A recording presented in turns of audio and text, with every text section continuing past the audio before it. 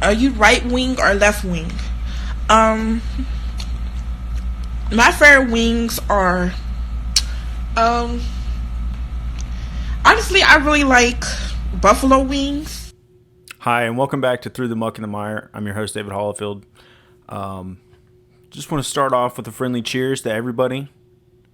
Drinking Mick Ultra. I know I'm going to get some hate from the craft beer drinkers. I was in the alcohol industry for like 7 years, so I know a bunch of beer snobs that are going to be hating on me. But how can you not love it? It's only 95 calories and it's in a red, white, and blue can.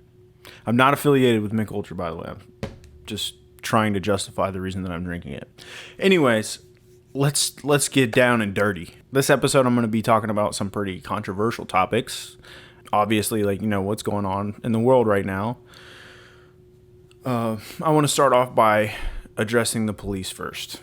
Police and police families. I want you to know that even if I call out the things that I think need to change, or I share stories about police brutality and bad things that cops do, that doesn't mean that I hate you. It doesn't mean that I think that all cops are bad.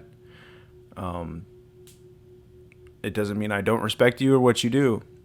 You know, I hate the if a white person is called a racist, one of their go-tos might be like, oh, well, I have black friends, so I'm not racist. So I'm going to sound really hypocritical here, but I don't hate cops because I have cops that are really good friends. But that being said, it's not just that I'm friends with them. It's like these are police officers that I actually respect. Like one of my very best friends is one of the people that I have the most respect for out of any of my friends, because he is able to have these difficult conversations with me and be open and honest and look at things objectively. He doesn't just automatically think, because he's a police officer, he needs to defend everything that police do, even if it's bad. He's not that type of person. So, I have great respect for him. And I also served with quite a few police officers. They're either cops now or they were cops while we were, serving together in the National Guard. I deployed with people that are police officers, and I had to trust my life in their hands, and I did. And I would save their life in a heartbeat.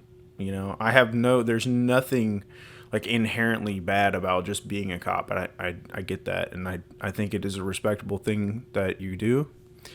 But that being said, I just wish that you would. I don't know what your oath is. I don't know what the police officer's oath is. I guess I could look it up, but whatever that oath is, I want you to think about if you are upholding that oath. Like, go back and read the words and say, like, is what I'm doing fulfilling the oath that I took? Or, the slogan that comes to mind is to protect and serve. Is what you're doing actually protecting people? Is it actually serving the community? For me, with the military, when you take the oath of enlistment, you say, I do solemnly swear to uphold and defend the Constitution of the United States of America and to bear true faith and allegiance to the same. That's like the reason for our existence, is to protect American freedoms and constitutional rights. And that means everybody's rights. That means, even, if somebody was protesting something that I don't even agree with, I still need to protect their right. And also the other part to that is against all enemies, foreign and domestic. So that means that as an American soldier, my duty and obligation is to defend the Constitution, even from people on American soil that would be threatening those constitutional rights. And I personally think that means anybody. That means if it's the President of the United States, if it's the police that are enforcing tyrannical laws or abusing people's human rights, constitutional rights, then technically our obligation is to stop you just as much as it is to stop a terrorist or whatever other bad person, a criminal that is infringing on somebody else's rights. So, I mean, that's where I stand with it. All I'm saying is just reevaluate what you're doing, I guess. Think about it, and try to be honest with yourself too. Like, look at all these stories of people coming out just like abuses of power. I mean, I think that there are a lot of problems with policing that can be addressed. It doesn't mean that you're all terrible people and that everybody hates you and that you deserve to die or anything like that. Like, I love you. Plenty of people love you. And you're needed. Like, we need you to help us solve crimes and hopefully prevent crimes and hopefully save lives. But there are a lot of things that need to change. And so some of those things that, I'm involved with a new community initiative. We haven't put a name on it yet, but we will soon. It has to do with actually, doing more than just talking, doing more than just protesting or meeting and marching and stuff like that. Like, we are making an action plan and we're going to put that into action. It has to do with creating new legislation, getting rid of, for example, qualified immunity. I think that needs to go out the window. No knock warrants need to go out the window. I think that they can be justified in very limited circumstances. But for the most part, I think that they're an issue. No knock warrants put people's lives in danger. The police officers that are performing the no knock warrants life in just as much danger as the people that they're busting in on without warning. So that's an easy example for me, and I think a lot of cops would probably agree with me on that too. I think unless it's like some kind of crazy, like, dire emergency situation, which even then, like, if it's an actual emergency, you don't even need a warrant. Like, if somebody's life is in danger, a police officer does not need a warrant. So actually, yeah, I don't know. I think that you need to, like, be honest with yourself and take a good hard look at that and just be like, hey, should we be doing no knock warrants? Is it worth it? Is it worth the risk? Is this protecting and serving? So that's one example. And another thing that we're going to be doing is talking to our individual local police departments, county police departments, state police about training. We're going to be looking into citizens review boards, which some places have them, some places don't. So if you're watching this and that's something you're interested in, you can try to research it, contact a county official, look it up. If it's not something that already exists, then take that step yourself. Like, don't wait for somebody else to do it. We need to cultivate change ourselves. So if you're a cop, can you really be opposed to a citizens review board? I mean, is that something that is such a terrible thing to ask, that you would have feedback from your direct community, the people that you're policing, to let them have a say in the way that you police their community? I don't think that that's so unreasonable. We need to look at training, de-escalation training, especially because as somebody that served in the military, de-escalation was pounded into my head. And if we mess up in the military, they come down on us with an iron fist. There is no qualified immunity for a military soldier.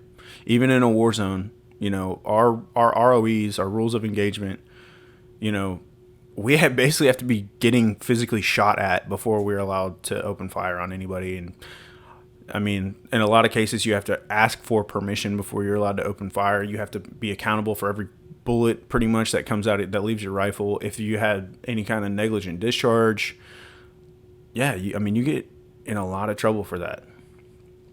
So basically the point is accountability. We need to look at all the ways that police are not held accountable and just make sure that you're held accountable. And I don't think that should be such a big issue. One thing that comes to mind is this incident with the old man in Buffalo who got pushed, and he got pushed down on the ground, slammed his head on the concrete, immediately started bleeding profusely out of his ear. When I see that immediately makes me think like that person's dead or they're dying. And it looked like he did die. Luckily, he's only in critical condition in the hospital. Luckily, this peaceful 75-year-old man, defenseless man, Luckily, he is only in critical condition in the hospital. Like, how shitty is it that I have to say that's lucky? It's lucky that this man that didn't technically do anything wrong is in critical condition in the hospital instead of dead at the hands of police. And they didn't even immediately render aid. That goes back to training too. Like, are you being trained that you should immediately render aid to somebody that needs it? We'll go back to the war zone. If you shoot somebody in a war zone and you capture them and they're wounded, you still have to immediately render aid to them. You know, I don't know. I'm not like special forces. I didn't go kick down doors in like high value target raids and stuff like that. So I can't speak for that. You know, they probably don't have to do that. They might have to. I'm not positive. But for the most part, like general military rules is like, if somebody needs aid, you give it to them. So that video was disgusting. I literally, I mean, it brought tears to my eyes to watch that because I thought that guy died. Like, I literally thought that man died. And that takes me to another point. That guy was white. So one thing I want to say is, when it comes to the injustices that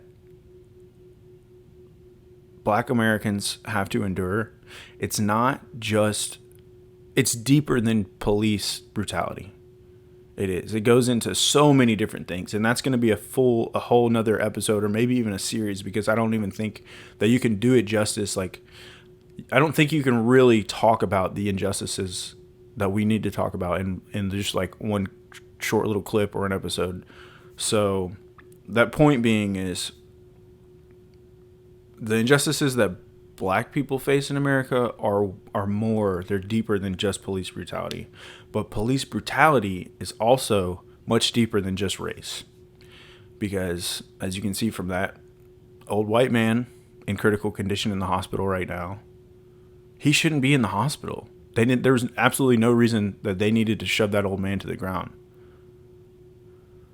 And there are countless, you have to look for them, because the way that the media works, you know, it's divisive and it wants to just throw out, you know, whatever sensational, whatever's going to get them views and cause an uproar. So they are sure to tell us, you know, when it's a racial issue.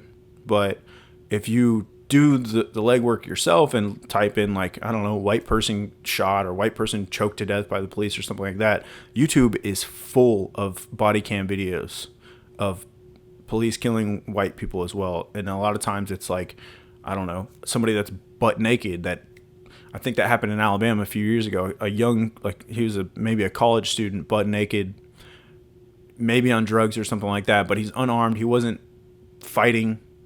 He got shot completely butt naked, unarmed, by a cop. Like, you couldn't figure out a way to restrain him. There are countless examples of that. And I think that has a lot to do with your training. Like I was saying, the de-escalation training, the fact that you're not held accountable. Like, if you kill somebody and you get qualified immunity, depending on the circumstances, you're not held accountable. There's even a bunch of cases of rape in like, while an officer has somebody in custody. Why are there laws on the books in, I think it's like 30 something states, that say that police officers are allowed to have consensual sex with people that are under their control?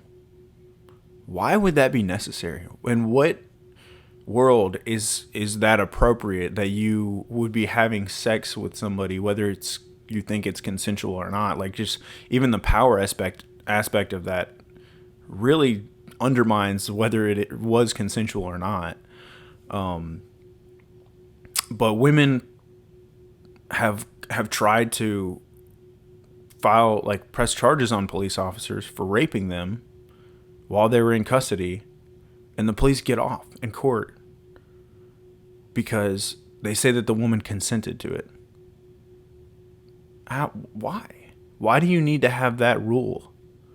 Like, that's bullcrap. Maybe just don't have sex with people that are in your custody and you won't have to worry about it. Definitely don't rape people in your custody and you really won't have to worry about it.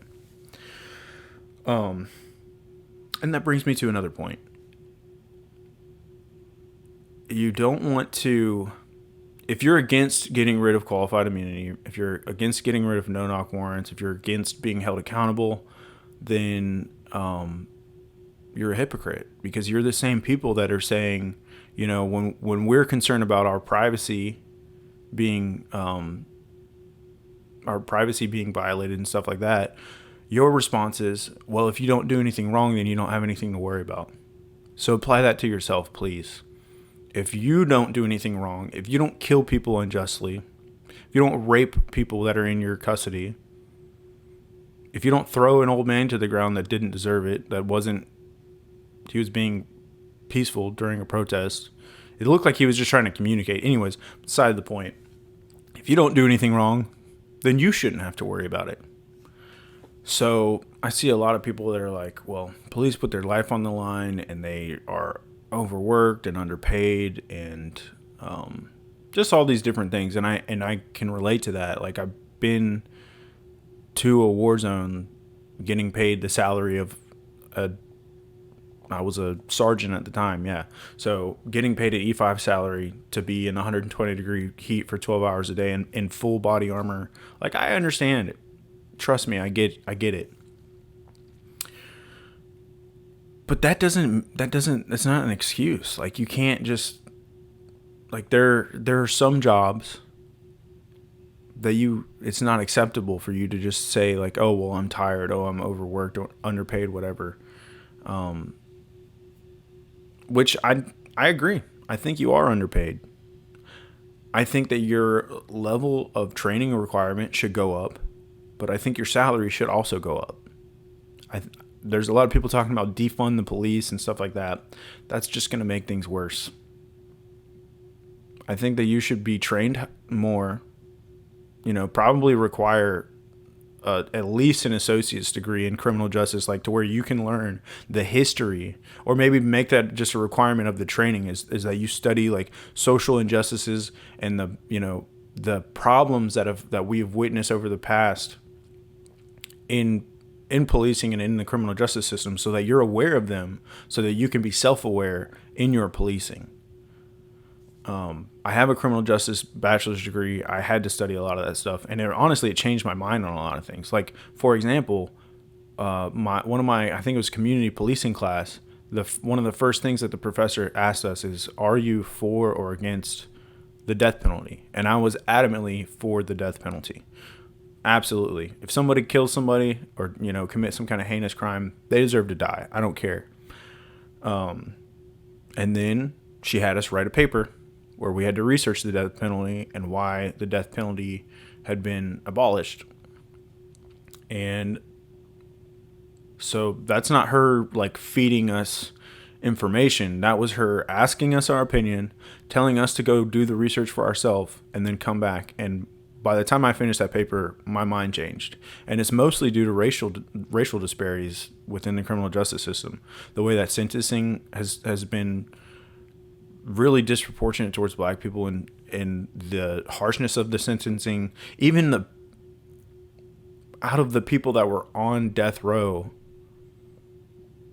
they would even if there were less black people on death row than white people, more black people would actually be getting executed. How does that make any sense? So, yeah, I think that type of education should be a part of your training. And I just in general, like, I'll say this, like, I interned with Gwinnett County Police Department in the state of Georgia, and I did ride-alongs in, I think, 4 different precincts, and the precincts in Gwinnett County are vastly different. If you are in East Precinct, it's like kind of country, mostly white. If you go to West Precinct, you're on pretty much bordering Atlanta. It's really high minority, mostly Hispanic and black. North Gwinnett is, like, more populated, not as rural as East Precinct, but it's, heavily populated with affluent white people, like rich white people.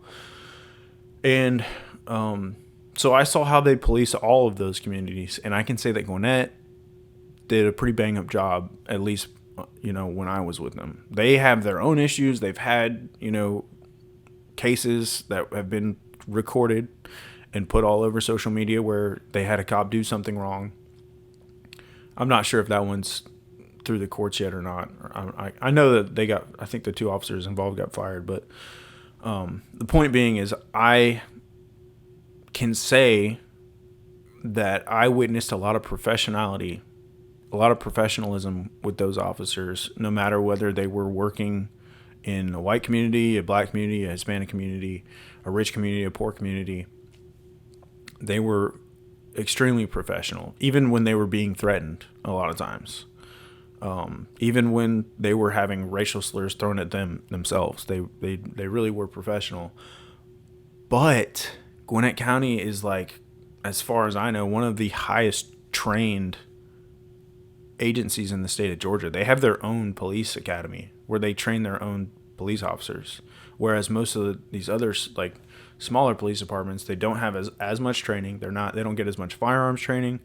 They don't get as much driving training, de-escalation training. They don't have to do quarterly weapon qualifications. So, like, the state sets the bar here. Gwinnett County says we're going to train our police officers up here. And it should be state needs to be up here. So I think outside of maybe Georgia State Patrol, Gwinnett probably has one of the best training programs in the state of Georgia. And that was evident to me by seeing them work. Again, there's still, there's still room for improvement, of course, but it just goes to show that the level of training required does obviously and logically affect, the ability to police officers to do their job respectfully and professionally. So now I want to talk about Black Lives Matter because, well, first I want to start off by saying that this is different. I've said it probably in the last 3 videos. I've said it online, on social media a bunch of times, but this is different. Like, this entire movement is different. So when I say Black Lives Matter, which I do say Black Lives Matter because they do. For one, I want to explain it for the people that still don't understand, because there are people that still are like, well, all lives matter. Okay, all lives do matter, but Black Lives Matter also. So a couple analogies real quick. The first one, if you're a Christian, hopefully you can relate to this. The shepherd with the 100 sheep, 99 of them are safe, and the one wanders off. And the analogy in that is really Jesus saying that the salvation of one person's soul, is worth going after, like even for just one. So that's not, the shepherd didn't say, I don't care about these 99 sheep. He knew that those 99 sheep were okay. They were going to be all right if he left to go find that one sheep, because he didn't even want that one sheep life to be at risk. So that's kind of what we're saying here. We're, all other races have their own issues that they face, but black people in America face more and worse issues more disproportionately. Like, the system has historically worked against them, and it still does today. Even if you don't think it does, like, you need to do a little bit of research and talk to people and try to figure out why are people saying that. Like, why do people say that the system is still unfair? Because it looks like on paper that everything should be fair, but it's still not. And like I said, I'm going to do a whole nother episode on that.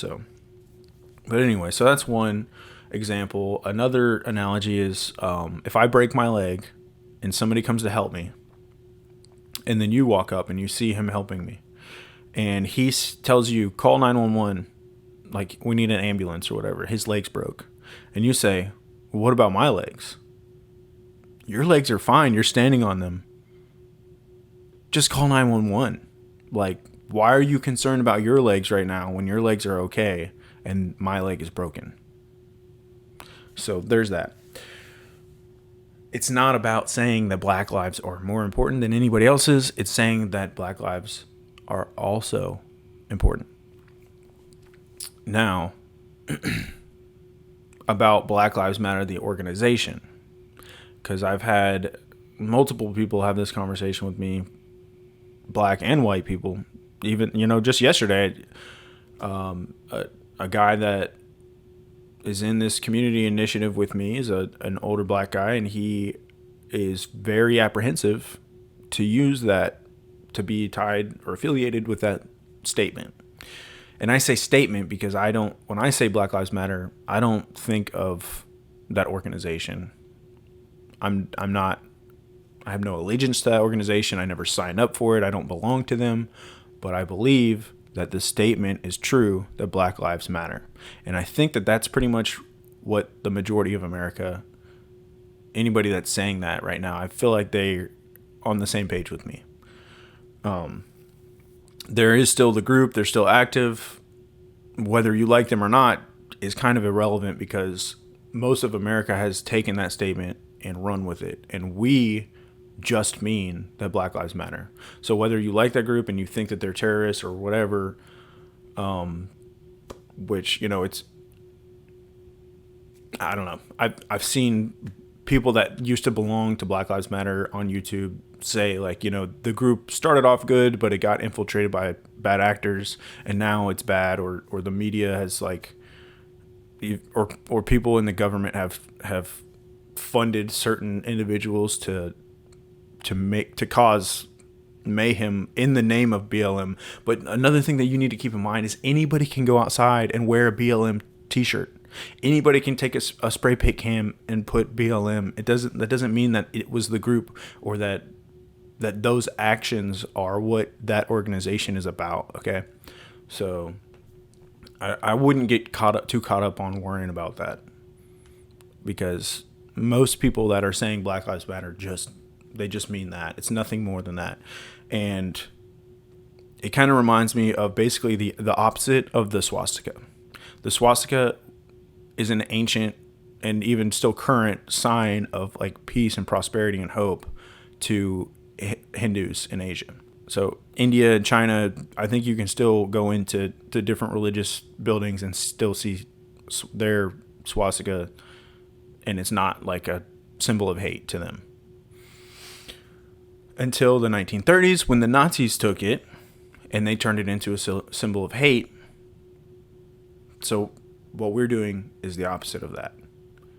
If you believe that the organization of Black Lives Matter either started off bad or that they started off good and they became bad because they were infiltrated by bad people, neither of those two things matter anymore, because good people are trying to send a good message with the same statement.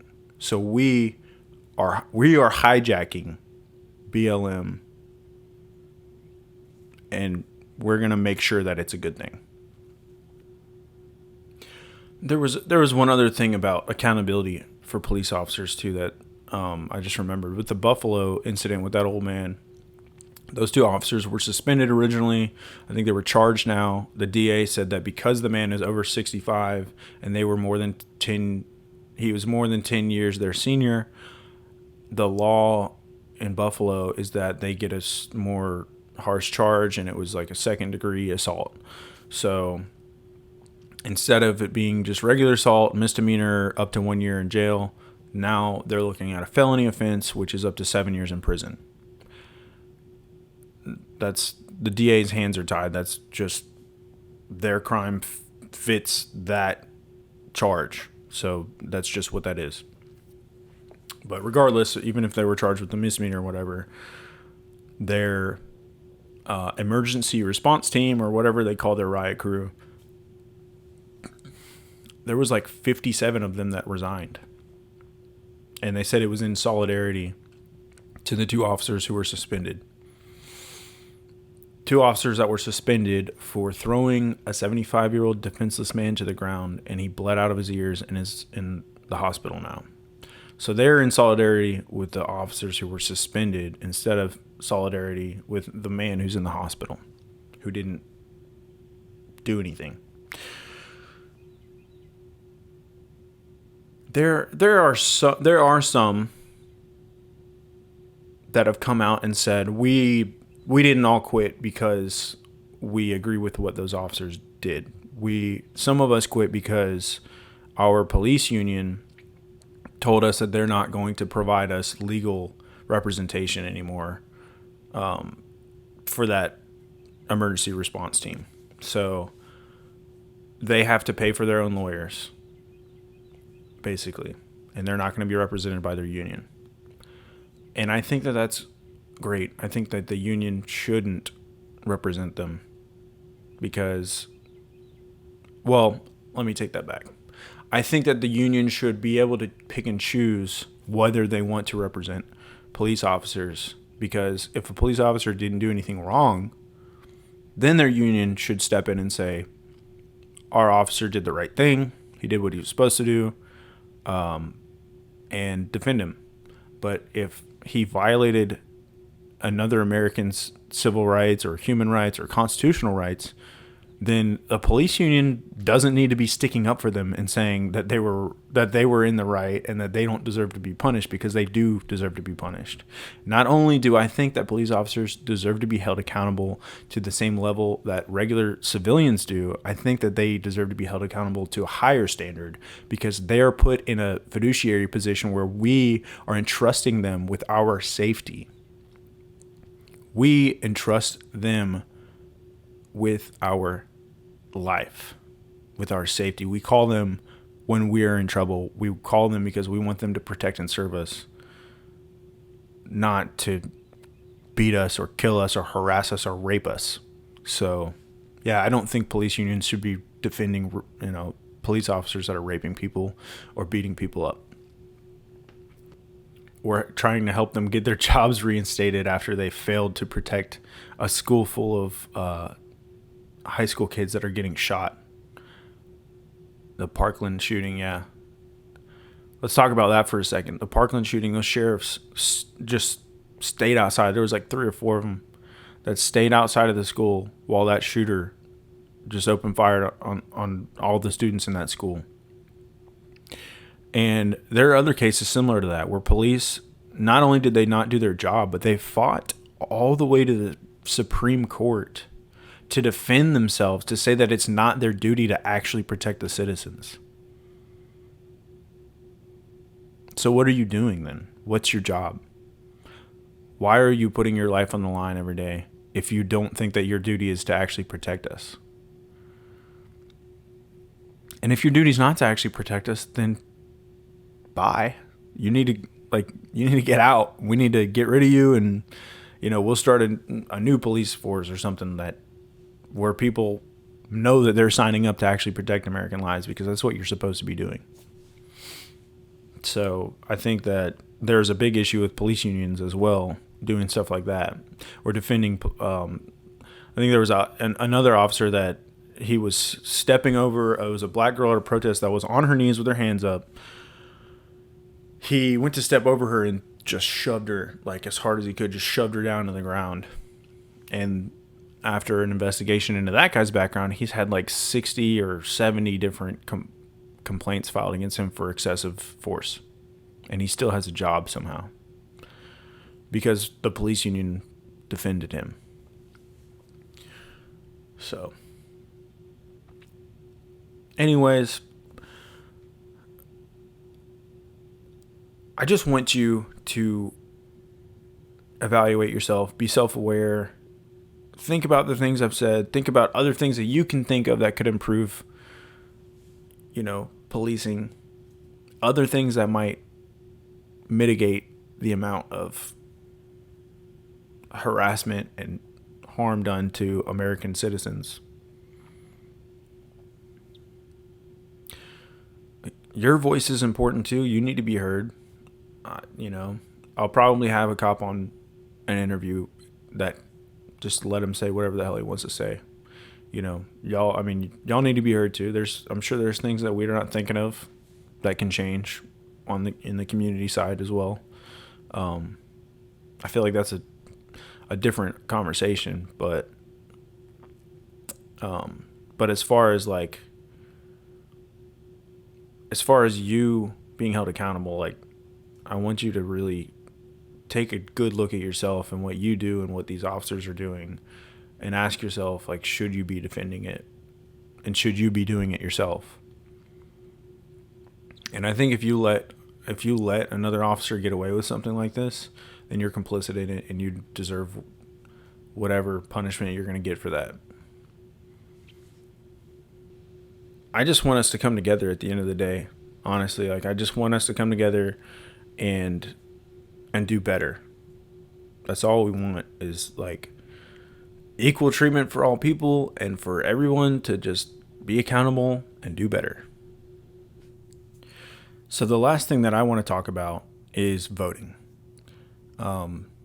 First off, we need to be voting in local elections and pushing candidates that we believe actually represent our values and what we want in society, instead of just picking party lines.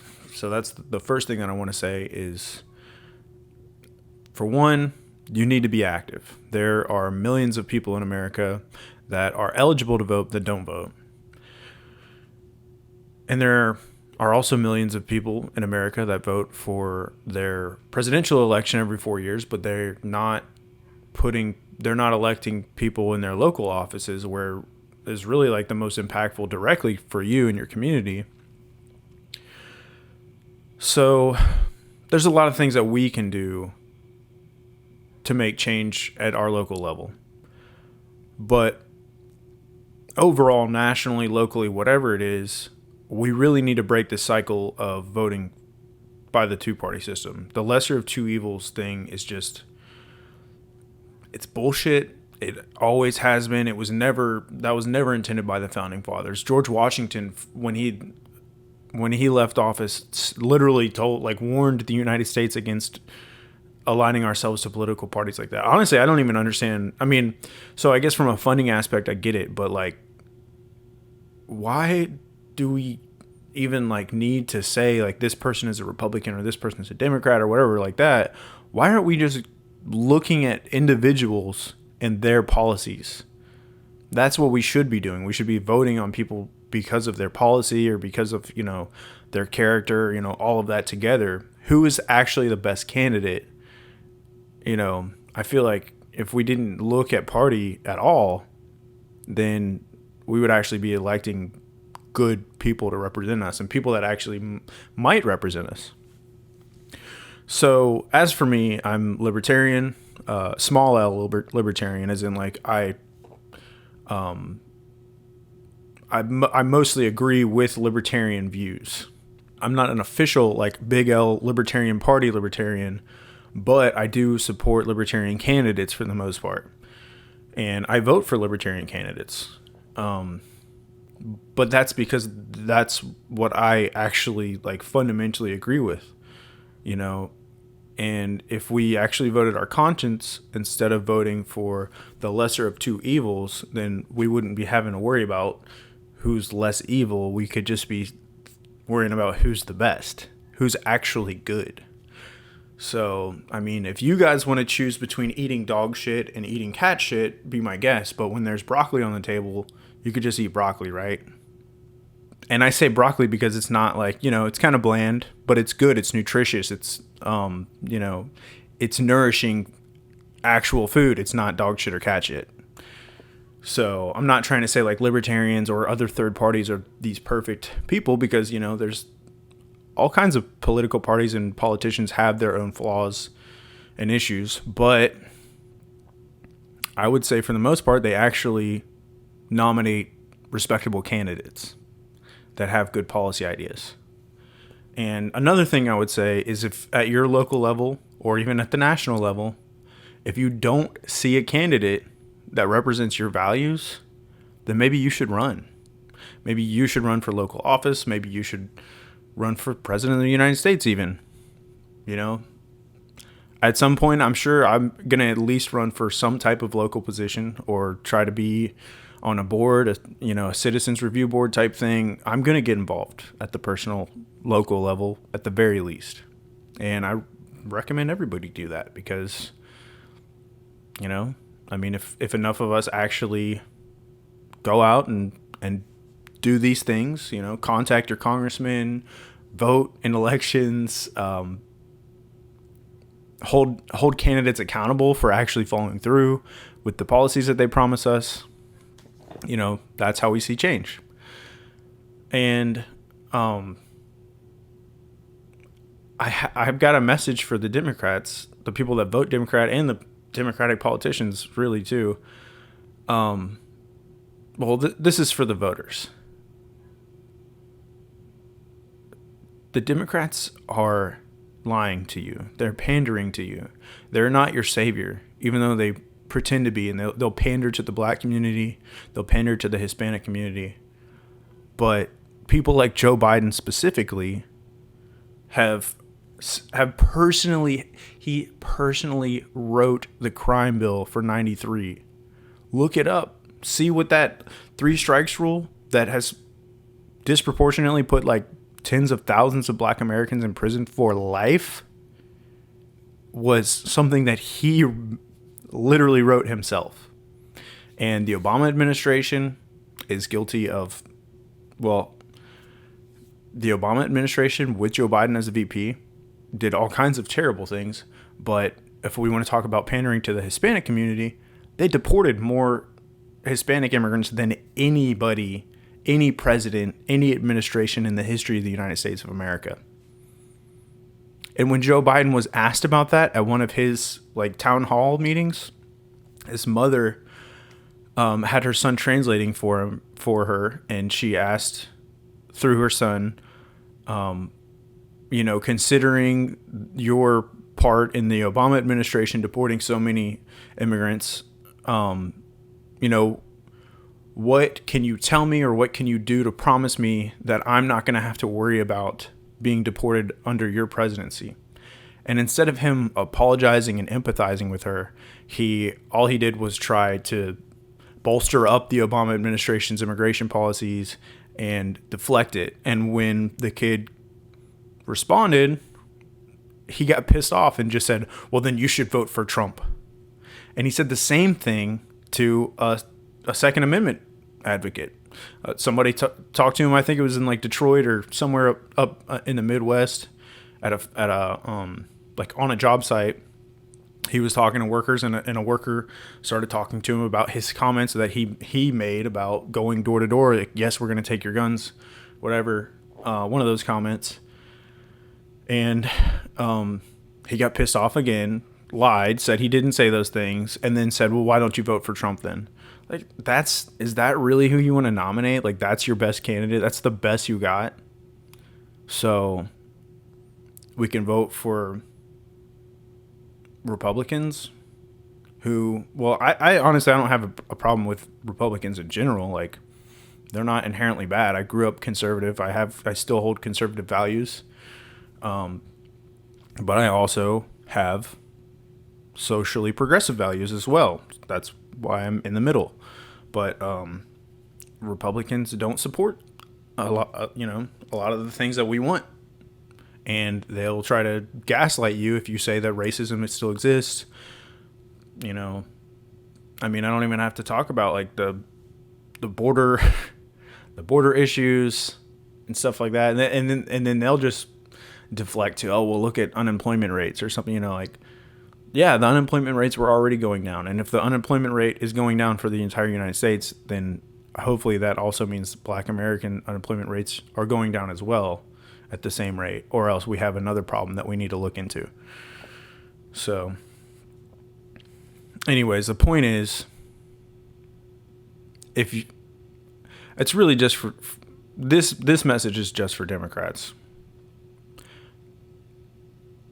If you despise Republicans and that you could never see yourself voting for them, you hate Donald Trump. Especially I understand anybody's hate for Donald Trump, honestly, for all kinds of different reasons, but that doesn't mean that you need to settle for whatever piece of crap that the Democrats put in front of you. The reason that third-party candidates don't get elected is because of this backwards cyclical logic of, I won't vote for them even though I like them, because they can't win, because other people won't vote for them. Well, if you vote for them and you encourage your friends to vote for them, then more people will vote for them, and then they actually can win. You see how that works? So if we actually voted for people because we like them and not because they're the lesser of two evils, then they can win elections. Now, also, I think it's crucial that Democrats get off of this gun control tirade. If you want to talk about gun control, let's talk about actual gun, the gun violence that actually affects the most Americans, like suicide, homicide over gang and drug violence.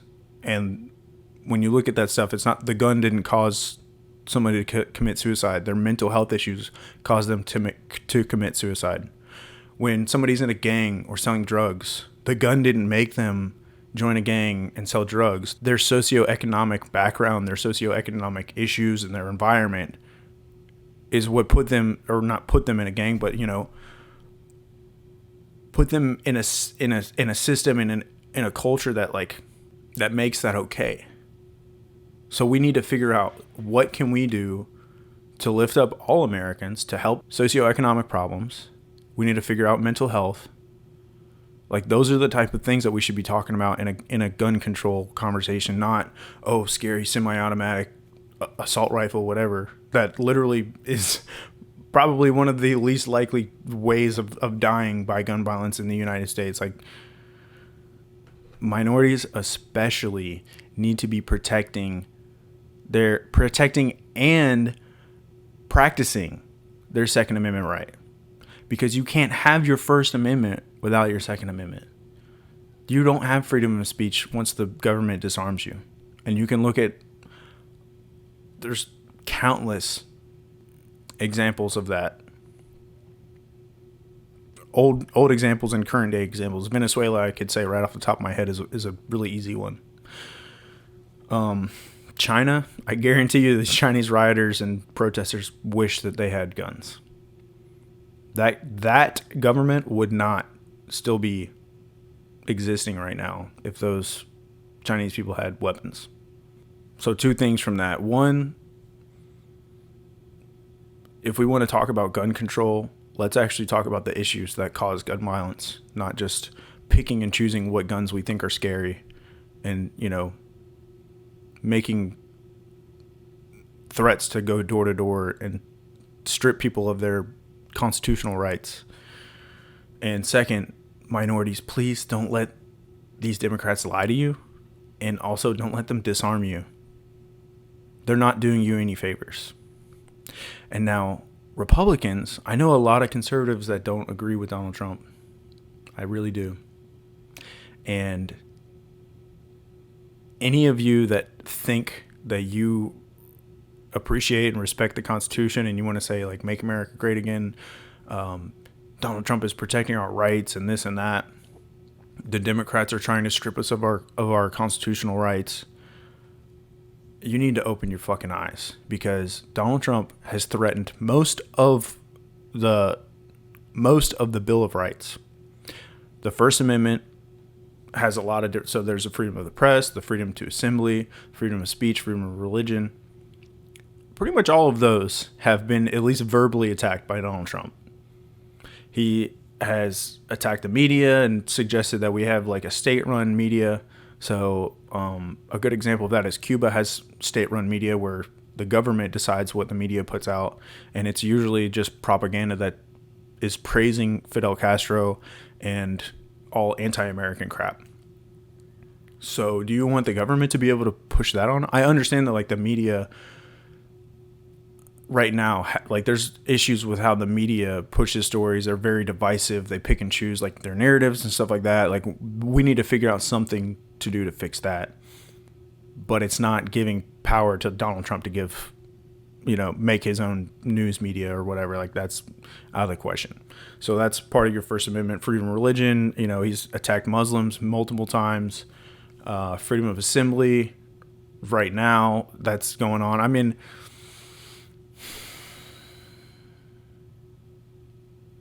the freedom of assembly thing, like it's a bunch of Republicans that are saying like, oh, my freedom of assembly is being infringed on by these COVID curfews and restrictions and stuff like that. So like you already know that your First Amendment is being threatened to some extent, which I don't actually necessarily agree that curfews and shelter-in-place orders, if they're reasonable, are unconstitutional, because that goes to the 10th Amendment, which Donald Trump also has attacked, or he just doesn't understand it. He's like constitutionally illiterate. Okay, so his comments about how the president's authority is total. It's not total, and it never was meant to be. There's the checks and balances system, and there's also states' rights, which is the 10th Amendment. And under the 10th Amendment, the governors get what are called police powers, and police powers allow governors to decide restrictions on people and property within their jurisdiction, so the entire state, as long as they're reasonable restrictions. So, first off, Donald Trump or any president doesn't have total authority. The governor has the first authority on their state, unless it's like martial law. But we're not there. We haven't been there. We're not. I don't think we're going to go there, hopefully. And then to go further, expand further on that, if it is unreasonable, the restrictions by the governors, and it makes it an unconstitutional order, the court system has to decide that. It has to be reviewed by the judge, probably the Supreme Court of the state, individual state that they're in, and they decide, are these restrictions reasonable for their current circumstances? That's how you say if something's unconstitutional or not. You don't just say like, oh, well, I don't agree with it. It doesn't make sense to me the way that I read the Constitution, so I think it's unconstitutional. That's not how it works. So now back to, let's say, the Second Amendment and the Fifth Amendment, right to due process. These two go together because Donald Trump has supported red flag laws, along with Dan Crenshaw, who's a Navy SEAL veteran, Republican senator, whatever he is, congressman. Red flag laws are unconstitutional because they violate due process. Somebody can just say that you're a threat for whatever reason, and then the police are allowed to come take your guns, and then you have to prove that you're not a threat so that you can get your guns back. So you haven't actually done anything wrong yet. Somebody's just scared that you might do something wrong, and they take your rights away. That's not due process. Due process is you're accused of something, and the government you have to be charged and proven that you did something wrong before your rights are taken away from you. That's how it's supposed to work. That's what due process is. So when Donald Trump infamously said, take the guns first and worry about due process later, that's not due process. So that's threatening the Second and the Fifth Amendment. Beyond that, bump stocks, people are like, oh, well, it's just bump stocks. Who cares about a bump stock?